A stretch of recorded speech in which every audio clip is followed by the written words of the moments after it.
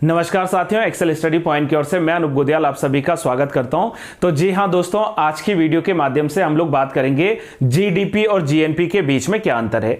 GDP अर्थात gross domestic product जो होता है, जीडीपी यानी कि ग्रॉस डोमेस्टिक प्रोडक्ट, हिंदी में यदि इसको कहें तो सकल घरेलू उत्पाद, सकल घरेलू उत्पाद। और यदि मैं बात करूं जीएनपी के बारे में यानी कि ग्रॉस नेशनल प्रोडक्ट के बारे में, यानी कि सकल राष्ट्रीय उत्पाद, तो यदि इन दोनों के बीच के अंतर को हम लोग जाने तो सबसे पहले मैं बात करूंगा जीडीपी के बारे में कि जीडीपी किसे कहते हैं। जीडीपी का सामान्य अर्थ है दोस्तों कि यदि किसी भी अर्थव्यवस्था में एक वित्तीय वर्ष के दौरान, ठीक है, with in a financial year, उत्पादित जितने भी वस्तुएं हैं, जितनी भी सेवाएं हैं, उनका जो अंतिम मूल्य होता है उसी को जीडीपी कहते हैं। किसी भी अर्थव्यवस्था में उत्पादित कुल वस्तुओं और उत्पादित कुल सेवाओं का जो अंतिम मूल्य होता है एक वित्तीय वर्ष के दौरान, उसे ही जीडीपी कहा जाता है। और इसकी विशेषता यह है कि वो किसी भी देश की जो है बाउंड्री को, किसी भी देश का जो टेरिटरी है, जो उसका मतलब एरिया है, क्षेत्र है, उसके भीतर ही उत्पादित किए गए वस्तुओं को जीडीपी कहा जाता है।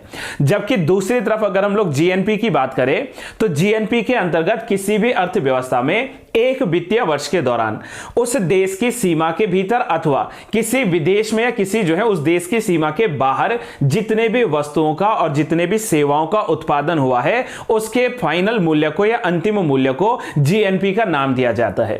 इसको हम लोग सामान्य रूप से एक उदाहरण के रूप में समझ सकते हैं। जैसे सपोज किया जाए कि मान लीजिए कि भारत में जो एसबीआई बैंक है, इस एसबीआई बैंक की एक ब्रांच जो है वो चाइना में है। अब भारत की एसबीआई बैंक की जो ब्रांच चाइना में है, सपोज कर लेते हैं कि चाइना में इस बैंक ब्रांच के द्वारा जो है कुछ ना कुछ मूल्य वहां पर या कुछ ना कुछ जो है सेवाओं को वहां पर उत्पादित किया गया है।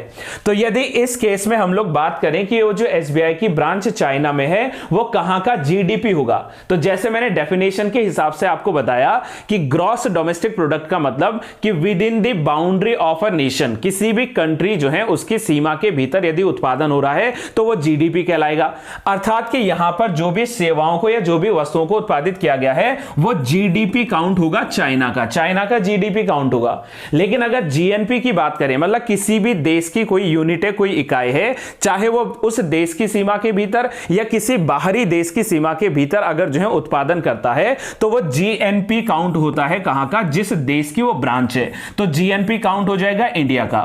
एक बार पुनः जो है इसको दोहरा रहा हूं, जरा ध्यानपूर्वक आप लोग समझिएगा कि यदि एसबीआई बैंक की कोई ब्रांच चाइना में है और वहां पर वस्तुओं या सेवाओं को उत्पादित कर रही है, तो उस उत्पादन का मूल्य जो होगा वो चाइना की जीडीपी होगा, क्योंकि चाइना के बाउंड्री के भीतर उसको प्रोड्यूस किया जा रहा है।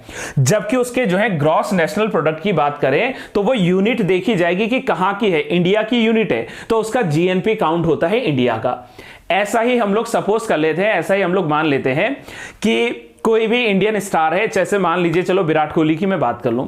मान लीजिए कि विराट कोहली जो है वो न्यूजीलैंड के दौरे पर गए हैं। हालांकि न्यूजीलैंड इंडिया के दौरे पर आजकल आए हैं, लेकिन चलो हम लोग उदाहरण सेट करते हैं कि विराट कोहली जो है न्यूजीलैंड गए थे और न्यूजीलैंड के किसी मान लीजिए कि कंपनी ने उनको अपने एड के लिए साइन किया। अब विराट कोहली को वहां पर उस एड के लिए जितना भी मूल्य मिला होगा, सपोज कर लीजिए 50 लाख, 1 करोड़ रुपया जो भी मिला होगा, वो जीएनपी तो काउंट होगा इंडिया का, क्योंकि भाई विराट कोहली इंडियन है। और वो जीडीपी काउंट होगा, डोमेस्टिक प्रोडक्ट के रूप में जो है काउंट होगा कहां का, न्यूजीलैंड का। तो हम लोग बस इतना जानेंगे कि वो किस देश की सीमा के भीतर है और किस देश की यूनिट है, इकाई किस देश की है। मैं उम्मीद कर रहा हूं दोस्तों कि आपको जीएनपी और जीडीपी के बीच का जो ये अंतर है ये समझ में आया होगा।